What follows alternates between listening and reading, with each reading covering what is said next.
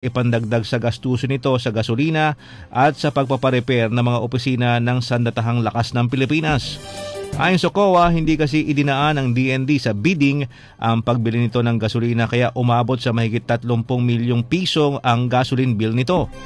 Sinabi din sa report ng COA na nabigo ang DND na sundin ang Procurement Act ng gobyerno nang hindi ito makapagdaos ng competitive bidding. At yan po ang latest. Sa iba pang mga balita, sundan kami sa Twitter at DZIQ990 o i-follow kami sa Facebook, Radio Inquirer 990 at yahoo.com o di kaya bisitahin ang aming live video streaming sa aming website www.ustream.tv/channel/DZIQ. Ako po si Alvin Barcelona para sa Radio Inquirer 990 AM. Radyo Inquirer. Ito ang Radyo Inquirer 990 AM.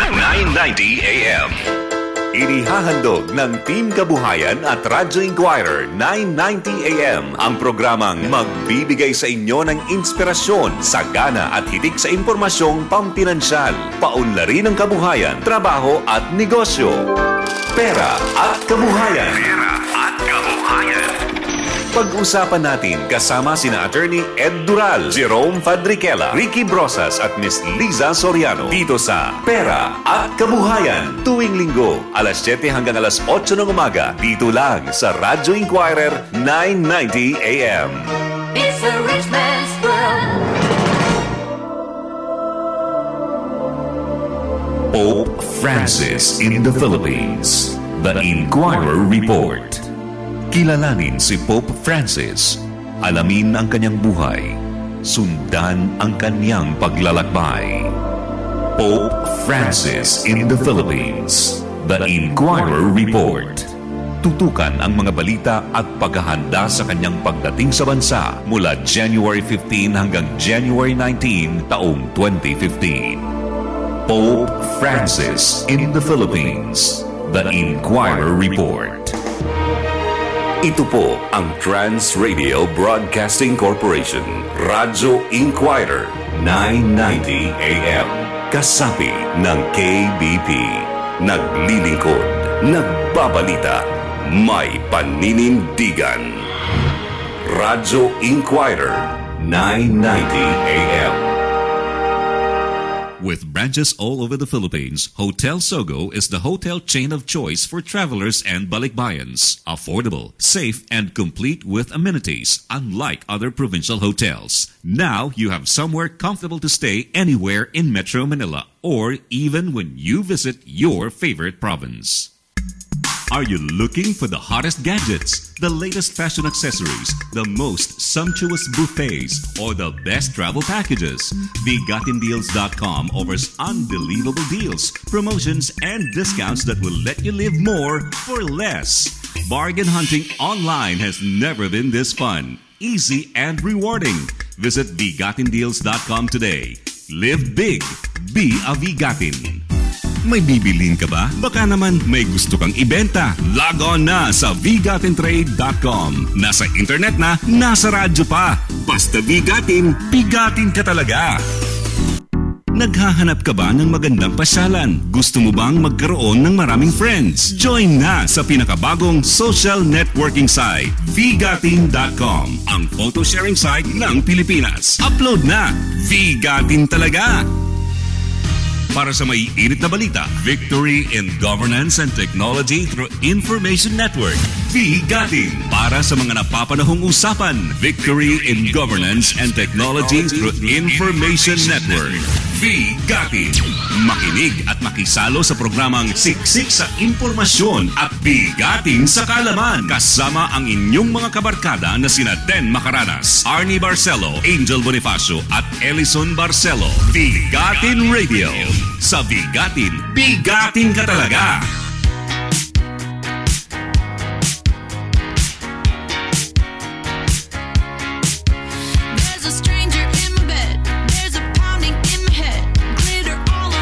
Bilis ng oras. 10:07, welcome po dito sa VGatin sa Radyo Inquirer 990 AM. Uy, ano tayo ha? Unang Sabado. Unang Sabado. Yes.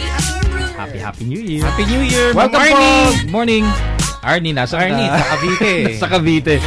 Ako po si Dan Macarana. Edison Barcelo po. At syempre, sisimulan natin ang bagong Oo, taon. ang dami natin with a mga bang. Yan, bigyan. bisita, di ba? Yung Vigatin. Ladies, di ba? Yes. Ayan. Di ba? Oo. Kamusta na yung bagong taon mo din? Ayos, duty ako. Galauna ako madaling araw dito. Ganun talaga, di ba? Ganun talaga. So, ibig sabihin, isang taon ako rito. Mag-work. Mag-work. Ay, di okay at least, di ba? Di ba, boss? O, pakilala na natin yung mga bisita natin. Yes. Makakasama po natin uli ang ating kaibigan, si Miss Janet Toralo, digitalfilipino.com. Gusto na, ma'am? Magandang umaga sa inyong lahat. Of course, then, Elison, sa mga nakikinig, pangatlong beses ko na rito sa Vigatin Radio at natutuwa ako dahil kasama ko ngayon mga bata, mga teenager na chicks. Mga negosyante. Oo, naku, grabe. I'm sure it's gonna be a very inspiring morning. Mga kaedad ni Ellison na ating mga bisita. Medyo lang. 15 years ago. At makakasama din po natin si Mika and also si Ace ng MFT Group of Companies. Good morning. Good morning po. Group of Companies, mga batang-bata. Tayo company lang. Company ng mga diba? Kaya kwentuhan nila tayo kung paano sila nagkaroon ng Group of Companies, di ba? At also makakasama din po natin si Beatrice. Hello. Ng certifiedpositive.com. Yan ang dapat natin pagka New Year. Positive agad tayo. Oo, diba? Dapat. Alam naman tayo, lagi tayong positive, di ba? At syempre, hindi basta positive. Certified dapat. Para gusto pa ba sa'yo din New Year's resolution? New Year's commitment siguro. Pag resolution, pwedeng hindi susundin eh. Tama ba mamaya nga pag-usapan natin? Sige. Ma'am Janet, yes. Pag-usapan naman po natin yung I know na sumulat kayo ng article about the Philippine e-commerce roadmap. Anong po ba ito? Para saan to? At ano magiging epekto dito sa e-commerce? Siguro, very briefly, last year kasi si Senator Bam Aquino, who is the chairman on trade sa Senate, at in the process siya rin yung congressional oversight chairman sa e-commerce law. Nag-organize siya ng hearing that time para magkaroon ng updates on e-commerce at malaman din yung mga concerns ng mga tao. At nandun sila DTI among others, and then during that hearing na pag-usapan na kailangan talaga ng roadmap for e-commerce. And then ako naman, syempre binabanggit ko noon yung sa implementation sa e-government. So nagtuloy yon. So, nung December, nagkaroon nga ng e-commerce roadmap discussion session. Whole day to na hinost ng DTI. At ang purpose nga is para makapagbuo ng isang e-commerce roadmap. Kasi si DTI ngayon, gumagawa siya ng mga roadmap for different sectors. So, isa to sa mga napagtuunan ng pansin. So, nagkaroon ng mga presentations nung umaga. Ako, nag-share ako ng metrics based dun sa aming mga surveys sa iMetrics. And then, nung hapon, nagkaroon ng mga discussion session. So, mga napag-usapan, siguro, very briefly lang, yung, meron kasi tayong data privacy law, so, pinupush ngayon na mabuo yung Data Privacy Commission. Kasi ang nangyari, si DOST ngayon, meron silang project na iGov na hino-host nila yung mga government websites at ina-encourage nila yung mga government offices na mag-data sharing. Naging concern tayo ron kasi nagde-data sharing sila nang wala silang data privacy na sinusunod. May data privacy law tayo. Dun sa data privacy law natin, kahit na wala tayong Data Privacy Commission at commissioner, kapag nagkaroon ng grave abuse dun sa pag-handle ng data, pwedeng maging liable yung mga government offices. May guidelines na po ba doon? Yung law kasi out na yan eh. At the end of the day, ang wala lang siya IRR kasi hindi nabuo yung commission. Pero hindi porket hindi nabuo yung commission, yung law ay hindi implementable kasi meron daw mga criminal offenses like yung halimbawa, let's say, halimbawa si Den, nagkaroon pala siya ng kaso before. Galit ako kay Den. Pwedeng nagpalabas ako ng alam mo ba, yung si Den, nakasuhan niya ng, let's say,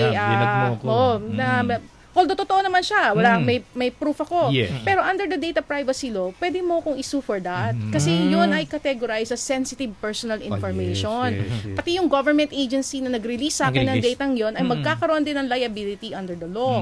So, kaya yun yung isa sa mga pinupush natin. Kaya binlog ko rin yun, yung nag-a-appeal tayo na kailangan mabuo siya. And I think that's the reason kaya nagbago rin ang tono ni DOST doon sa gusto niya magkaroon ngayon ulit ng DICT. Kasi yung original structure kasi ng data privacy law, yung Data Privacy Commission will be under DICT. Hindi pa natuloy ang DICT. So, ang Magit doon, since the President has powers na mag-realign ng mga Mag-realign, functions, pwede niya ilagay yun under DTI o under Office of the President. Kaya tingin ko kaya nag-iba na ngayon yung tono eh. Tono.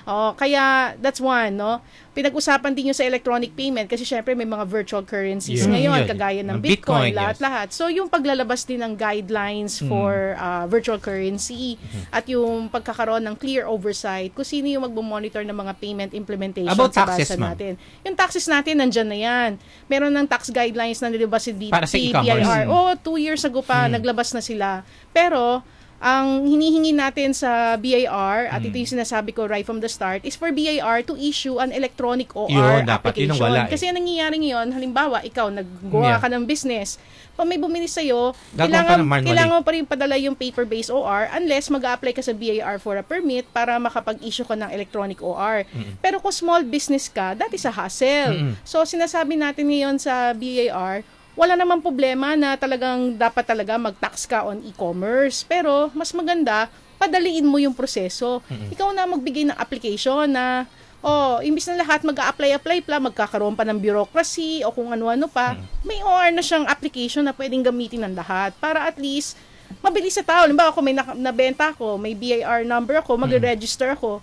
And according to BIR, kay Commissioner Inares. Lilia Guillermo, the Deputy Commissioner, according to her, meron ng 3 providers daw ngayon. Si Smart, si Globe, and then there's another provider na gumagawa raw ngayon ng app na pinapresent ngayon sa BIR for approval, na kung ma-approve tong app na to, Para sa OR. pwede siyang gamitin ng mga small businesses para makapag-issue ng electronic OR. Kasi ang hinahabol lang naman ng BIR, ma-meet niya yung compliance requirements, yung reporting, para at least, nag-issue, di ba? Pag nag-OR ka, supposedly, babanggitin mo kung sino ka nag-OR, kanino ka nagbigay. So, at least, klaro na. Yun din no? Ililipat mo lang. At least, diretso na. Pero yung may babayaran ka. yung tax do sa BIR, automatically deducted, hindi pa. Kasi depende yun eh. Depende dun sa requirements. So, kung halimbawa ganun nga may OR, Bank to bank na lang yung usapan. pwede mo, kahit na hindi pa kayo mag-bank to back o kung ano man yung gagamitin mo, basta importante makakapag-OR ka. Yun naman ang pinaka, doon, di ba? Ang maganda, So, mamamonitor talaga ng BIR yung... kahit na wag natin tingnan from the aspect of monitoring, pero at least ako, kung SME ako, na karamihan naman ng mga SMEs, hindi naman sila accountants by default, no? So, at least makikita niya na, sir, sorry, I have to deduct kasi according to dun sa OR app na nagko-comply sa BIR guidelines, may mandatory deduction. So, alam na niya ngayon na pag nagbayad siya, ito yung deposit slip na fill upan mo, ito yung form. So, at least, dire-diretso na. Padaliin sana yung buhay natin. Hindi yung, yan na nga, pati yung tax ng iba, tayo pa mag-iintindi, nagkakaproblema na nga tayo sa sariling tax natin. Pati ba naman yung pagdideduct sa iba, poproblemahin pa natin, di ba? So, they also discuss yung mga anong ginagawa nila sa data integration sa government.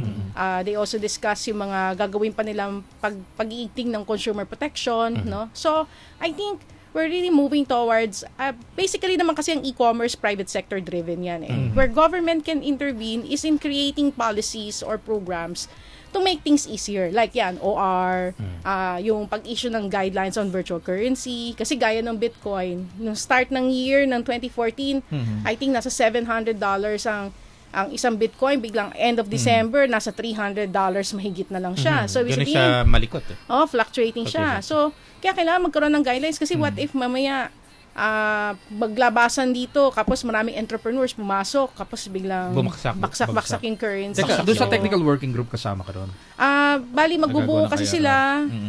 Hindi naman IRR ang tawag nila doon sa roadmap. Parang, it's a roadmap na susuportahan ng government, pafundan nila, and then magko-contribute ng insights. Kung siguro yung mga tao gusto talagang mag-participate, they can join associations like the Digital Commerce, yung DCOM, no? Digital Commerce Association of the Philippines, dcom.ph. Although ako meron din akong community, yung Digital Filipino Club, pero we're not an NGO type.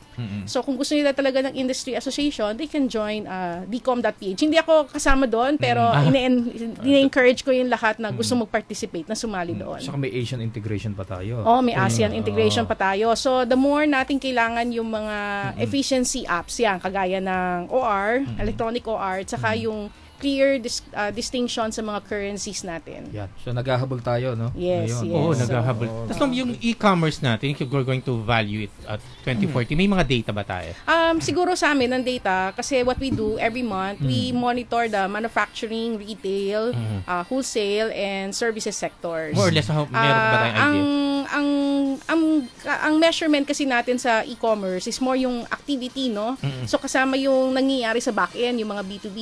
So we're looking at anywhere from 1% conservative ng ating gross domestic product up to 8%. So kung 1%, di ano rin yun, mga trillion ang e-commerce sa atin. Kasi kailangan pag sinabi nating e-commerce, hindi ito yung basta nagbayad ka through credit card, PayPal. Pati yung mga nangyayari sa back-end na halimbawa, ikaw, binibigyan ka ng mga GC, ng mga vouchers ng mga suppliers mo. Yun, B2B yun B2B, eh. yeah. E-commerce pa rin yun, di ba? So, so we're looking at the bigger spectrum of things. Ako, nakikita kong perspective, kaya gangho ako ngayon dyan hanggang sa education level. Kasi if now, na wala pa tayong roadmap, sa sipag lang ng private sector na mag-push ng e-commerce, umaabot na tayo ng 1 to 8% ng ating GDP. If we're gonna be conservative, 1 to 5%, possible na in 5 years, pumalo yan hanggang 10%. And in 10 years, pwedeng maging 20% na yan ng ating GDP. So, the more na kailangan talaga, mas paitingin siya at lagay din yung education infrastructure niya. Kailangan binanggit ko na to before, dumami yung mga schools na mag-offer ng diploma in electronic commerce, Bachelor of Science in Electronic Commerce. Yun Kasi, na napapag-usapan namin din ni Arnie. Wala eh. Kasi ang nagiging challenge ngayon, yung mga businesses, even if they want to do e-commerce, it's hard to find a person who really has a well-rounded perspective. You'll find someone who's good in digital marketing, you'll find someone na magaling sa web development, may makikita ka, may nakakaintindi sa payment gateway, pero walang nakakakita as a whole. Kaya mahirap mag-hire ng e-commerce manager Yung ganung level na talagang naiintindihan. Unless naging CEO ka ng Lazada or... unless naging ganun ka. So, it's a very handful set lang. So, we need more people na mas nakakaintindi para mas maraming mga businesses ang makapag-ramp up dito. Yung conservative, di ba, 10%? Wala pa yung kasi ng integration, di ba? More or less, pagka medyo malaking impluwensya yon. Pag pumasok na siya, actually right now, kung titingnan mo si Alexa top 100 websites in the Philippines, sa akin ang pinaka-surprise player talaga si Alibaba. Kasi di ba nagbibigay ako ng Digital Filipino Web Awards since 2006. And in giving those awards, during that time, si Alibaba wala yan sa radar. Wala. And then later on, pumasok na siya, nasa 400 to 500, and then naging 300 to 400. Biglang ngayon, nasa top 50 websites na siya ng ina-access ng mga Pinoy, si Alibaba, at saka si AliExpress. So, ibig sabihin talaga marami na nag-imports. In fact, ako may relative ako na nagbebenta online, kumukuha siya sa eBay worldwide and Alibaba, no? Alibaba. Kumukuha ng mga palima-lima, tapos ibebenta rito. So, marami na talagang kumukuha ngayon dyan kasi iba talaga yung presyo. Talagang grabe. So, dapat din sa atin, siguro, pag talagang mas lalo pang dumami yung enablers at saka yung mga taong may alam, mas marami pa makakatulong sa mga businesses para mag-ramp up pa sa e-commerce. Yun, di ba? Ganong kalaki din yung market ng e-commerce. Lalo na, nandiyan na nga yung si Alibaba, di ba? Kasi nag-IPO lang sila this year. Kaya malaking budget nila eh. And then planning to expand sa Europe. Yes. Saka dito sa Asia, no? Ganong kalaki yung funding nila. Kaya may mga negosyantes tayo na sa e-commerce dito sa Pilipinas na medyo tatamaan talaga. At siguro kinakailangan natin ng guidelines o ano man yung mga support galing sa government. At least masuportahan yung gustong talagang pumasok sa e-commerce. True. 'Di ba?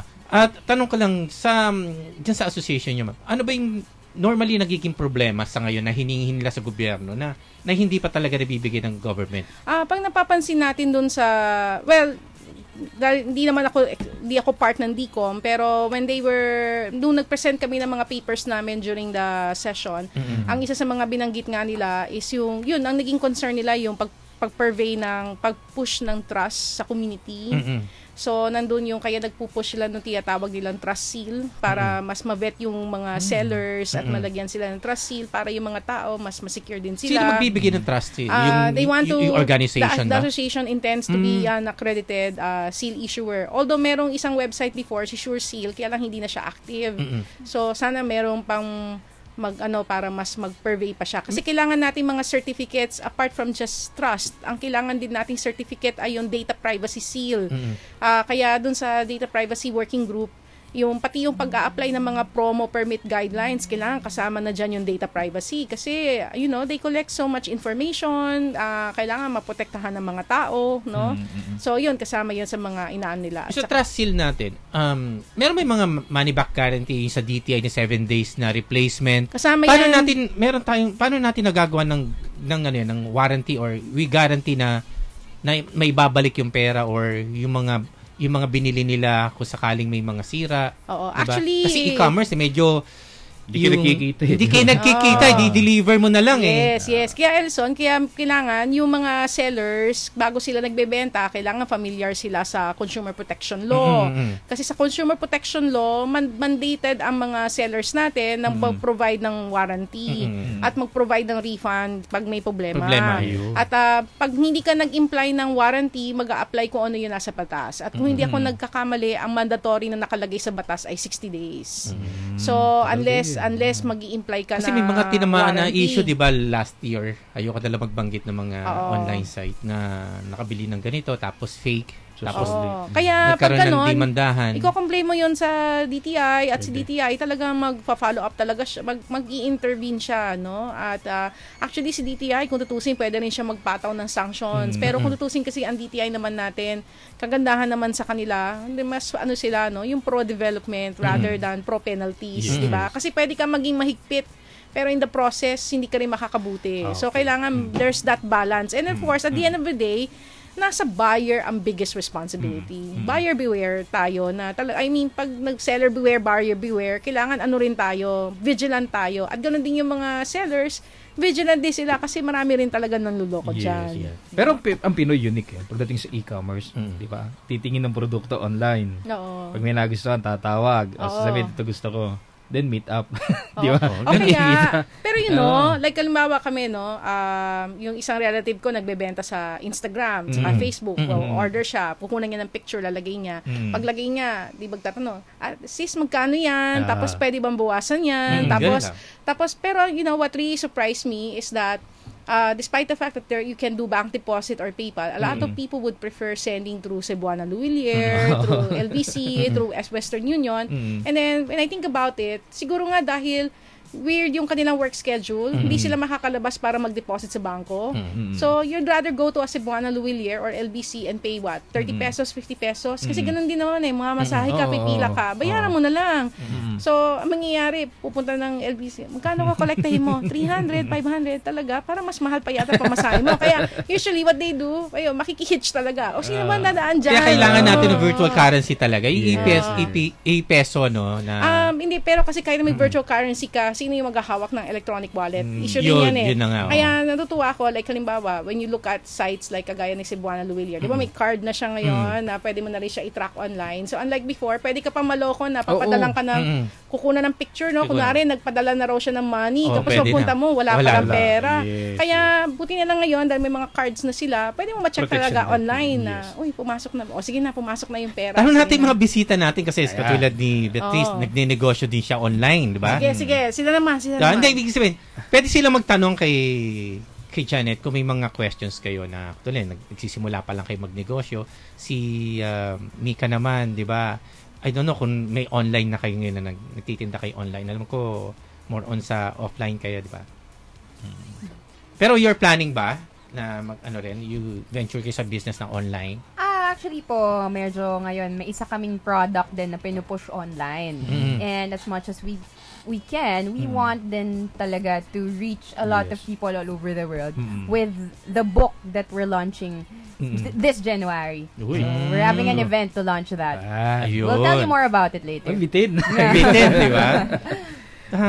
Ang babata pa nila din, si Micah, mga nasa early 20s lang, di si basta lahat sila mga ganun. Di ba? Nagdinegosyo ka agad, di ba? At si tayo ginagawa natin ng ganyan. Wala. Basketball tayo. Basketball lang yata ako that time, di ba? Ibig sabihin, napakabilis ng panahon. Teka muna. Ayun nga, binanggit mo na rin kanina, MFT. Ano muna yung MFT? Yan. Is it Mika? Or... Right, Mika. Mika. MFT group of companies. Well, it's an angel investing group. But we're establishing our support for around 6 companies now. So yeah, it's like we were talking about it kanina. It's not something familiar for a lot of people. Yes. Bago ito yeah. Parang ganun dati. Yeah. Right. So, we're the venture capitalists in jeans. So, we're, lalo na in our country, it's a big help for Do you invest ba sa tech company right now? Open ba kayo? We're looking at a couple. So, there are 3 still under review. Pero most of the support we're getting as of now are from Australia and Singapore. So, they're heavy on angel investing. So, si Mika yung kakausapin natin. Oo, pagka gusto mong magtatayo ka ng negosyo. Yung anong qualifications or paano, ano yung mga tinitignan natin bilang isang angel investor? Well, a lot. Angel groups kasi vary in what their focus is. There are some, it's big for tech companies. However, in the Philippines, we see the potential of manufacturing, agriculture also. So, we look at those as well. Hindi lang tech. So, can we know the companies na you're investing right now? Ano yun? Well, right now, to name a few, Levier Publishing House, Inkwell Publishing also. So this is in the publishing printing side. Ralph Raven Shoes Manufacturing, Mayhow Corporation, that's medical equipment, MRAC Credit Corp. So those are some of the companies under our wing. So it's a variety of a lot of industries. Yeah. So, ang galing naka-pattern kasi like tayo agricultural country pa rin. May mga tumutulong. Unlike dun sa ibang kausap natin, naka-base lang sila dun sa mga tech may mga startups, di ba? Kasi yung sa atin naman kasi about more or less sa tech tayo, di ba? Sector tayo, yung mga investors na kilala natin katulad ng Geeks on a Plane, napunta from Silicon Valley. Yes. They went here tapos nagkaroon kami ng parang sa Geeks on the Beach sa Cebu. I know mayroon silang nag-invest sila rito ng mga tech companies din. Pero hindi ko lang alam kung magkano right now yung, alam mo, $200,000 to $300,000. Yes. Ganun ba, pwede ba namin malaman more or less how much kung magkano as angel investor yung range? Well, it depends. For example, if we're gonna angel invest... Mamaya may nakikinig sa atin ba? Medyo... Na may idea na sa agriculture or kaya sa na po pwede silang lumapit sa'yo. Yung mga naging guest natin sa Sander, actually, they're from LaSalle. They invented yung automatic. Right. Lumapit we had a couple of meetings with them also. Ano ba yung palaisdaan natin? Palaisdaan. Yung online. Yung you can to clean up. Yeah. Detect the temperature online. Lahat yun. They're one of your ba? No. But they pitched to us also. We're looking at a couple of projects together in the future. Pero yun. At least meron mga ganun. So marami ideas na po pwede. Okay, ayun. Tawid naman tayo sa kabila. Sige. Certified positive. Yan. Dapat positive tayo. Dahil New Year ngayon, kailangan positibo outlook natin, di ba? Teka, ano po na yung certified positive? Ayan, welcome. Tamang-tama talaga tong radio program na to, especially New Year ngayon. Yeah. It's never too late to plan out your life. Syempre, napaka-importante yan. Masalo na let's never get tired of trying to improve ourselves, especially in a certified positive way. Yeah. So, ayan. Kami po, talagang si Ma'am Janet, no? Ma'am, talagang nakaka-relate po ako in terms of online selling. I think we are a good representative of e-commerce, and most lalo na kami, we are a planner, we are a physical product. Hindi lang kami app-based. So, it's something that people wanna see, wanna hold, wanna touch. So, before anything, I just wanna talk about Certified Positive. Yes. So, we are a new company, legal, talagang BIRY. So, when we were talking about e-commerce, kanina, dati when we were starting certified, it was a debate whether gagawin ba namin tong legal or hindi kasi ang daming requirements eh. You have to pay your monthly taxes and everything, and I don't think from experience, no, you really need time to think about the process kung paano maging new business. And we really wanted a good start because feeling namin, and we truly advocate, kung naging BIR legal ka, you're really meant for the big long run. So in this certified positive planner, we really wanted to give people a new and fresh way to plan their year. And what makes it so unique is that we wanna encourage people to seek a spiritual side to it. Yes. So we want to make people realize sa generation natin ngayon na napaka-busy, napaka-selfie generation, madaming Self-centered? Di naman. Parang these days talaga yung mga boss, masalo na mga Gen Y, no? We are self-motivated people. I think we're not the type anymore na kailangan sabihan para ma-motivate, para lang, it's not money anymore but it's more of talagang desire to change the world. Tayo yung change the world generation. So, we wanna allow, diba? We wanna allow people, kaya angel investors, new business, talagang, we are the type na forefront runners talaga. We wanna game go. changers. Yeah. So, in a sense, we wanna help people walk every day thinking that waking up to work is just not the point. Parang, there is something that some great supreme being out there that is in control of whatever you are, whether on your failures, on your downside, there is the Lord that would truly help you to plan your life. So at a point, we're not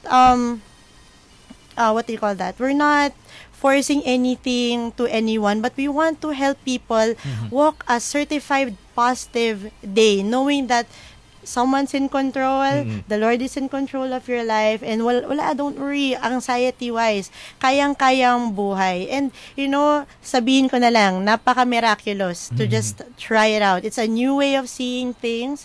We wanna let masala na mga Gen Y dyan, ages 21 to 35, chill lang kayo sa work. That's not the end of the world. So, in terms of e-commerce, napaka-happy talaga namin to know that in this planner, most people want to see talaga the content. Mostly ang question sa amin is, how does it look like? Gaano kabigat? Paano i-ship? Magkano ang shipping? It's a very manual process. Pero what's nice, I think masalo na sa knowledge on e-commerce. People just want to see the basic info. Mga Pinoy talagang madali tayo actually, believe it or not, madali tayo maniwala. I think it's a good and bad thing. But in terms of our planner, the features are very important to go for. So for our planner, we make sure na hindi naman info overload, but pictures are the number one key to e-commerce talaga. People wanna see what's inside, and reviews are the number one. The reviews are really the number one key. So I think in every new business, the best kung wala po tayong seal ngayon, no, ang seal talaga natin is integrity. And at the same time, when people review your product, I always ask the bloggers, kasi most bloggers just go to us, masala na yung mga mommy bloggers.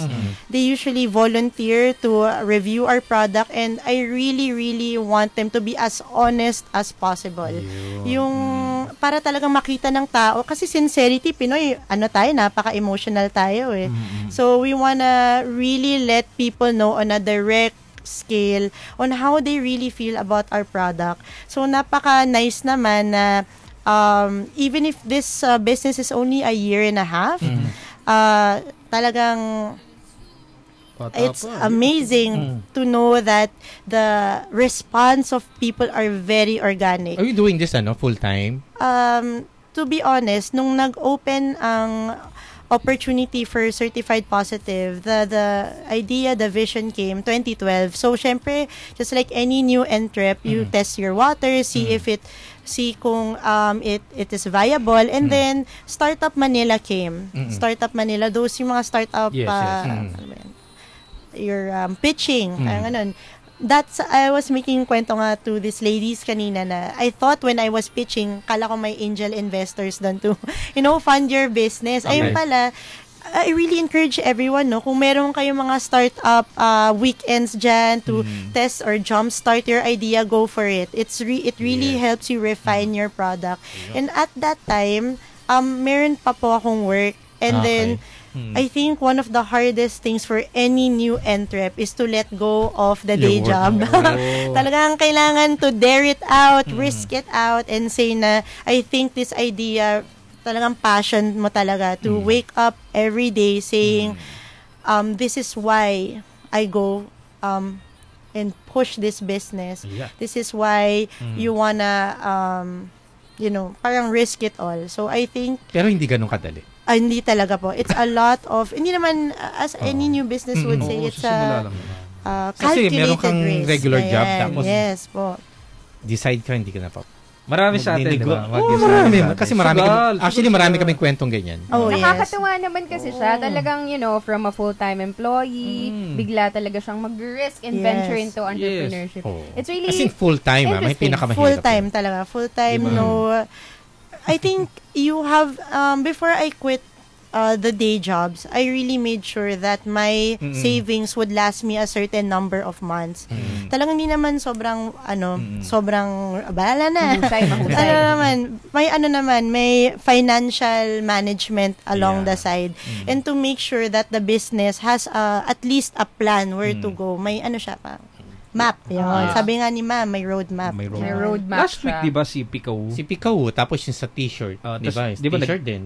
Sabi niya, before, Nag-full-time. nung may trabaho siya, excited ako pag December. December. May bonus. ako. Ngayon ako lahat, may 13 nagmamanage. months. Ayoko ng December, magastos. Sa akin hindi, di ba? To Diba? the point na kasi they don't have any revenues up to this day. Tapos operate sila for almost a year. Ilan yung employees niya? 13 na. Oo, di ba? Oo. May mga investors siya na, sige lang, di ba? Pero, siyempre, may mga times na wala silang pansweldo. Oh, yes. Definitely. Katulad niya, mag 13-month pay, di ba? Oh, They ask 13-month pay sa investors nila. Sabi ng investors nila, sige, okay lang. Cool. Okay lang, bayaran natin yung ano. Yeah. Kaya hindi ganun kadali. As a CEO, as a president, as a founder, Yes. and co-founder, yung pressure, malaki. Oh, yes. Yes.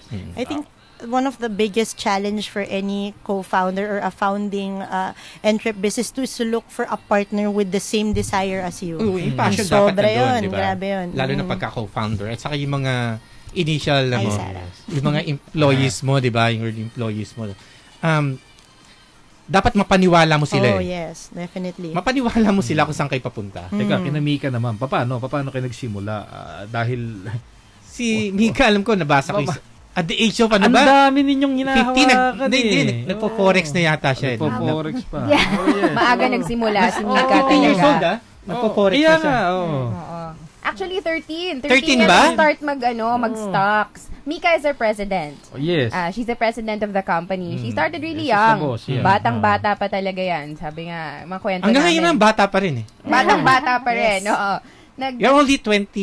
I'm 23. 23. Oh my gosh, I Diba? feel Sipin old. mo, diba? Inisip pa niya kasi minsan nakakalimutan. 23. Ako yung Medyo nagulat nga ako. 23 years old. You're the Oh. president. You're the president of a group of companies. Di ba? Hindi lang as of a company. Hindi yun nga unang-una maraming hawak Paano hinahati yung Oh, yeah. Well, I'm not. I say this a lot. I'm not the most experienced. I don't have the most money, but I care the most. So I look for people who are good at what I need them to be good at. Like we have an amazing PR person. We have legal audits, group of lawyers, accountants. So they're the best at what they do, and I just put them together in a table, and there you go.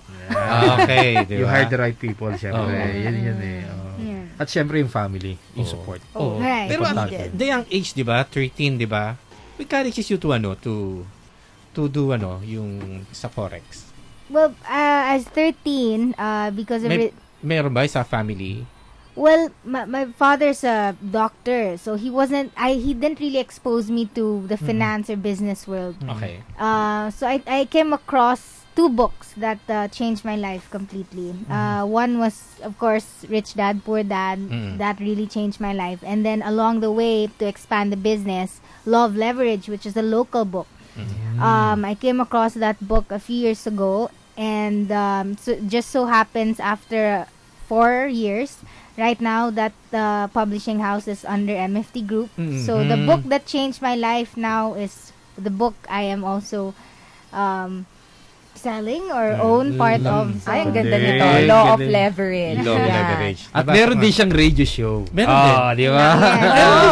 Pinag-aralan mo na rin din. Oo, syempre mga guest natin, di ba? Nakakahusay. Teka, saan yung radio stations nyo? Ay, station nyo, I mean. Mamaya yun, 5 to 6. Yes, 5 to 6. Saka yung magiging co-host niya ni brother niya. Oh, Wow, negosyo yeah. tandem. Tandem. Pareho silang tan. Tan, di ba? Galing, di ba? Magkapatid. Sa DCJV. DZJV 1450. Saan ang ano nyo, station? New Manila. New May Manila. nakita ko ng Try Media ba yun? Yes, try me. Di ba kaya ano yun? Kay Kida siya? Yes. Ayun. Ay, kay Laki. Kay Laki yan. Yes. Office nila dyan sa E. Rodriguez. Yes. Sa Irod. Alam mo, maliit lang mundo namin. Oo nga eh. Oo nga. Di ba? Yung brother niya, kilala mo. Oo naman. Si Abe. Nakilala ni mga kaibigan din natin mga yan. kaibigan natin. Ayun. Anyway, sige short break lang tayo. At babalik ko tayo dito sa Vigatin sa Radyo Inquirer 990 AM. 10:43 po ang ating oras. Sa gitna ng kabi-kabilang problema, may mga magagandang balita na magpapagaan sa inyong dinadala. Kabutihan, kagandahan, kaayusan. Warrior Angel.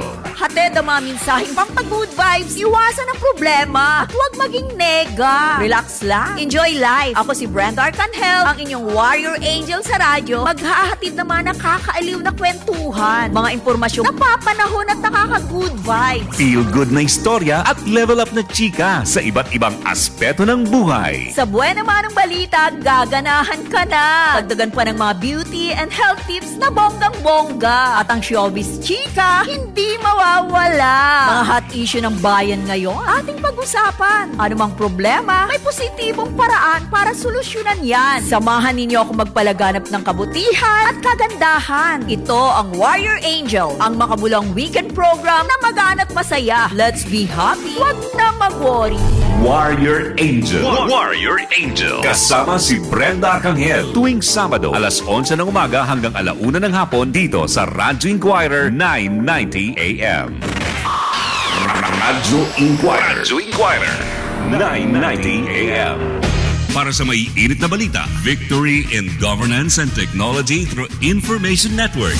Vigatin. Para sa mga napapanahong usapan, Victory in Governance and Technology through Information Network. Vigatin. Makinig at makisalo sa programang Siksik sa Impormasyon at Bigatin sa Kaalaman. Kasama ang inyong mga kabarkada na sina Den Macaranas, Arnie Barcelo, Angel Bonifacio at Ellison Barcelo. Bigatin Radio. Sa Bigatin, bigatin ka talaga. Balik ko tayo, 10:45. Ako, inggit talaga si Arnie. Wala siya. Oo, di ba? Makakatuwa lang yung mga kabataan natin yan, di ba? Yung mga nagiging guest natin at that early age nagninegosyo, di ba? They take the risk na huwag mo nang mamasukan, di ba? Tapos mindset kasi natin pag naghanap ka ng course, di ba yung mga magulang, ano work mo after college? Hindi dapat nagninegosyo tayo. Tingin ko lang. Iba kasi medyo ayaw nila yung magte-take ng risk yung anak nila. Alam mo yun? Diba? Pagka meron po. Mahirap makahanap tayo ng parents na, o sige, bigyan kita ng 1 million, magnegosyo ka. So, bahala ka na dyan.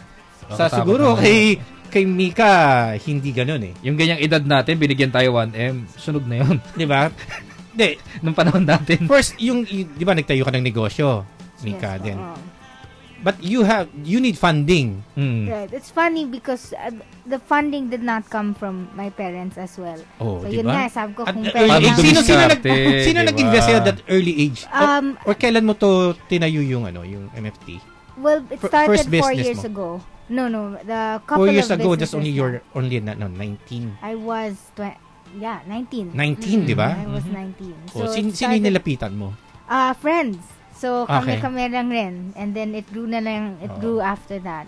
So, May I know how much is your first funding? I remember my very first investor invested 15,000 pesos. Then what is the project? The project was product distribution at that time. So I distributed beverages and then would invest in, for example, I have a friend with a car shop. Okay. I would put in money there, but that came from my other friend. But it was my contact, or we studied yung car shop niya where he needed the money, infused a little bit of capital, and then in exchange for a little profit. So it started small like that. Kumbaga, ang puhunan niya nung una, laway lang. Laway. Laway lang talaga yan. Maparaan lang. Okay, meron ako rito. Ganon, di ba? Parang trader lang siya, di ba? Oo, ganun lang. May nakita siya nga. And meron silang book. Okay. Law of Leverage by Rain Paneligan. Pinoy ito. Pinoy yan. Napakagaling na author, CPA, and really, promotes entrepreneurship. Ano yung bigyan mo kami ng konting kung ano yung libro? Well, what it's all about. When people ask me what the book is about, to me it's all the best books on business put into one small simple book. Okay. So lalo na kapag sobrang busy, sabi nga ni Bea kanina, for our generation, we're all so busy. It's a perfect book to bring around because it's a small, compact book, but all the basic business principles are there. Napakadaling intindihin, no? Nagdi-discuss din dito tungkol sa pagmamanage ng pera, paano ka ba dapat mag-risk, ano yung mga dapat mong principles, mindset. Habang personal life meron.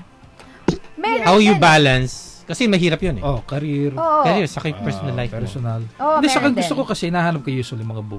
Pinoy yung sumulat. Oo. Mas kasi, diba yung konteksto talagang Filipinized, kumbaga. Iba kasi pag nagsusulat, international author, marami dun mga terms na medyo hindi naman natin maintindihan o kaya hindi naman applicable sa atin. Pagka Pinoy, like. Pero pag Pinoy, talagang pati mismo, minsan pati utang ang gamit niya. Diba? Alam mo ang konsepto ng utang, di ba? Mas madaling intindihin. Correct. Ay, naku, kailangan. Ano ito? Online lang siya mabibili right now? Do you have a website where Yes. You can visit mftgroup.com.ph or www.loveleverage.org. Andun lahat. Accessible na rin to sa National Power Books. And, meron na. Law of Leverage by Rain Paneligan. Pero pagka bulk yung binili ninyo, mas may discount ba? Visit nila yung website, lawofleverage.org. They can pay ba online or what? Yes, we can organize that online. So all the contact details are there. They can drop by the office and pay credit card also. So, yun yung mga hinahanap nating book. Di ba? Pwedeng pang regalo. Saka personal sa atin. Pag binili mo ng mas maramihan. Meron kami ngayon, leverage in a box. So maganda yung box niya, itim, na may gold. Talagang napakagandang panregalo niyan. Yun. So, Ellison, alam mo na yung pangre-regalo mo. Oo naman. Maghahanap pa tayo ng ng pagbibigyan. Dapat bibili ako, bibigyan kita. Bigyan mo rin ako. Sige. Magbigayan na lang tayo dalawa. Since wala pa, di pa tayo keep me at least, kalimutan, di ba? Paano pala natin niya mabibili? At saan natin mabibili? Hindi, saka ano yung pinagkaiba niya? So, ibang planner, di ba? Planner. Anong meron di? Kasi si Ellison bumibili pa ng kapito para lang magka-planner. Ayan. Diba? Sa mga taong... Ang taas na ng sugar niya sa katawan. Calories din po yan. Calories, So, I think one of the best leverages that we have, aside from it, by the way po, this is a full color planner. It probably really looks like a book, talaga naman po. So, sa lahat na nakikinig dyan, sa mga taong mahilig sa planner, I'm telling you right now, this is definitely a planner worth having. You have 12 inspirational stories here. Makikita nyo dito na if nahihirapan kayo sa life and you need a boost of morale there, and these stories are something that it's not only something for yourself. Most planners para sa sarili lang po natin yan Plan your life, plan for your own goals, your own, something you keep for yourself. But this is the planner you definitely want to share with other people. Aside from the 12 stories, you have 365 inspirational quotes from different people. Ang maganda dito, some of them are known, like, authors. You have Ravi Zacharias, you have A.W. Tozer, C.S. Lewis, you have those kinds of people. And definitely, we have talaga mga normal people tayo that we can push to inspire other people. We also have may acronymang certified positive. We call it TEAM, T-E-A-M, certified positive. So be under TEAM certified positive, T for transform. Hawak niyo lang. I'm telling you, pagpasok niyo sa National Bookstore, Power Books, or our coffee shops and other bookstore partners, visit us in www.certifiedpositive.com. Doon niyo po makikita kung saan po siya available. You can see our reviews in madaming reviews mostly in Instagram. So just use #certifiedpositive. May kita mo mga pictures doon mostly sa aming mga clients that receive it nationwide and napa-blessed worldwide. So aside from that, so letter E is for evangelize. So it's a word that you can just wanna push something amazing. And then you have ACT. For acting, as I mentioned, it's not just a planner for yourself, it's a planner for others. So may mga stickers dyan, may mga motivational cards. So naku po, magba-Valentine's na rin. So kung meron kayong mga friend na kailangan mag-push dyan, may mga motivational cards dito, mga #move on, go for it, don't give up, mga yan. May love me. Marami nakaka-relate yan. Nasa tabi-tabi lang. Tapos aside from that, mga cards that go for mga happy Valentine's, happy birthday. So tong planner na to, you can definitely use it for occasion. So dapat na nagkaroon ng planner na may coupons, no? Di ba?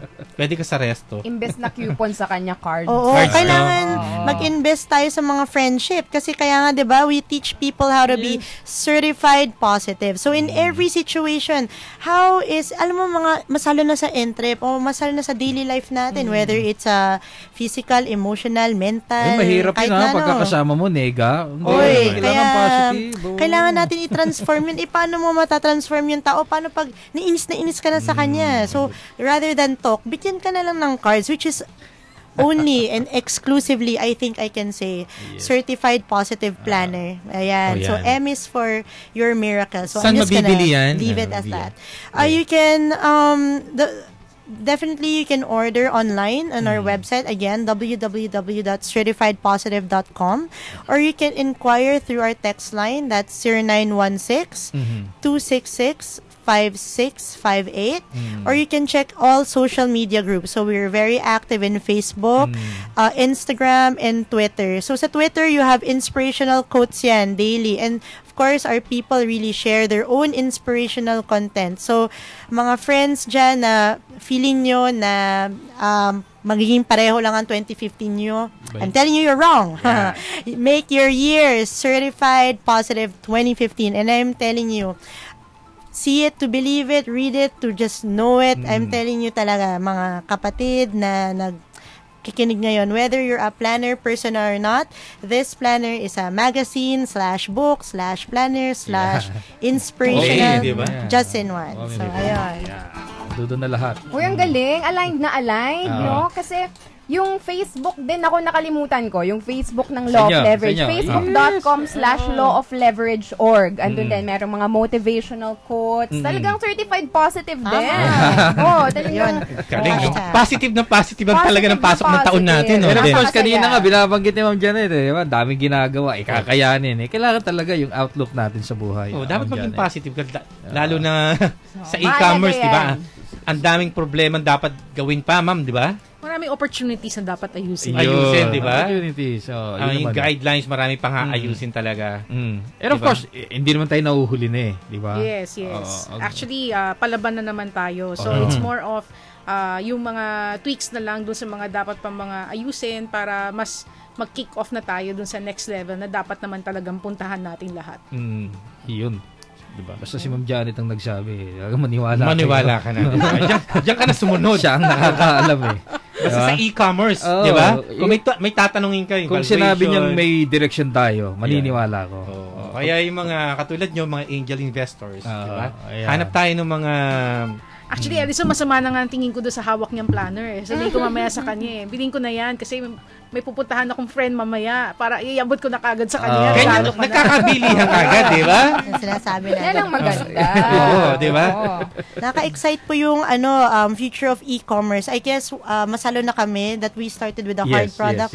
Very excited po sa gagawin ng gobyerno to help our small businesses online talaga. Kasi syempre we leverage on hindi talaga physical stores On our second planner, dun lang kami ng NBS. So ma'am, we're so excited for yung nga kanina, di ba, sinasabi po. niya, magliligal ba kami or illegal? Di ba? Ganun di ba? Usually kasi pag entrepreneur ka, it's either you do it on your own or ang gagawin mo, makikipag-partner ka. So you can go through another company na may established business na, makikipag-partner ka na sa kanya at i-take advantage mo yung kanyang infrastructure. So that's another method. So kung halimbawa publisher ka o gusto mong gumawa ng sarili mong halimbawa coupon planner, how you call it, pero hindi ka sigurado kung yan ba talaga yung gusto mong gawing negosyo, so pwede ka makipag-partner to someone who has done it, mamunang ka rin, you do it through that company, saka kayo, parang it's a special project, mag-split kayo ng revenue para at least din kung hindi mo alam kung gusto mo pa siyang ulitin, di at least nagawa mo siya one time. Okay. Hindi masyadong mabigat. Hindi ka na mabigat. Hindi ka mababurden din ng mga iba't ibang responsibilities na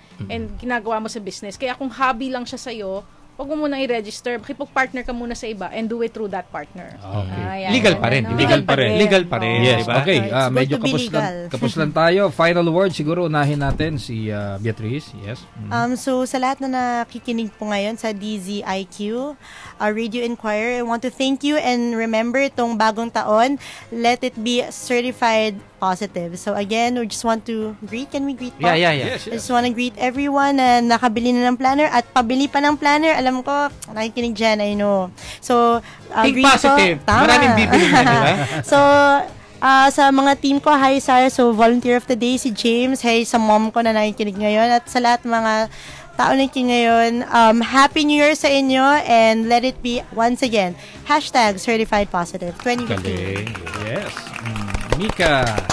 Ako muna, bago si Mika. Okay, sige. Ngayong bagong taon po, tayo ay maging leverage. Gamitin natin yung ating mga connections, ang ating contacts. Sabi nga ni Mika, puhunanan natin ng laway yan para gawin nating pera. Yes. Oo, yan. Tapos, visit mftgroup.com.ph kung kayo po ay interesadong maging angel investor o kaya interesado kayong malaman kung paano namin ginagawa yung negosyo na ito. They can also pitch sa inyo. Oo naman. Oo naman. Okay. Boss ko naman. Napakabata at napakagandang boss. Well, a message to everyone listening, lalo ng mga entrepreneurs, diba? Age will always just be a number. What's important lang naman is like we're grateful because the information you're saying also, this teaches and educates us. So, mga entrepreneurs, we're like the dolphin in a sea of sharks. So, we're more dolphins in the sea. So, maraming salamat, DZIQ. And of course, Ma'am Janet. Siguro, batiin ko muna yung aking mga students at saka aking mga club members sa Digital Filipino Club at saka sa Influencer Bootcamp at saka sa e-commerce bootcamp. And then, siguro pa-plug ko lang, this coming January 17, magsa-start na yung Certified E-commerce Specialist, Entrepreneur, and Professional Training Program. It's my biggest training project so far. 11 modules siya for people who would like to be certified sa e-commerce. I'm doing this in partnership with AIE College at meron din siyang credentialing options for people who would like to earn a degree, Bachelor of Science in Electronic Commerce or Diploma in Electronic Commerce through AIE College. At batiin ko na rin yung mga friends ko taga Skin Philosophy UK, sila Dr. Kyla Talents at Grace Talents. I'll be there later. See you ladies. Thank you. Thank you po. Kalimutan nga pala din yung sa Idea Space, yung kay Earl. Last day of bali mag-send ng application is on January 15. Punta lang po kayo sa ideaspace.com.ph. If you have any idea na gusto nyong magkaroon ng funding, 'di ba? Kahit mag-register lang po kayo doon, mag-submit lang po kayo ng idea niyo. Okay. ideaspace.com.ph. And with that, maraming salamat po. Ma'am Marnie. Ma'am Marnie, next Saturday. Nandito ka na. Dito. Happy New Year sa lahat. Thank you, Alice. At maganda yung napag-usapan natin ngayon. Ace, kay Mika, at saka kay Mga batang mga entrepreneurs, di ba? Ulitin natin to. Yes, mauulit. Mauulit. Okay, kita-kits again, sabi nga. Happy Ako po New si Year. Dan Macaranas. Ellison Barcelo po.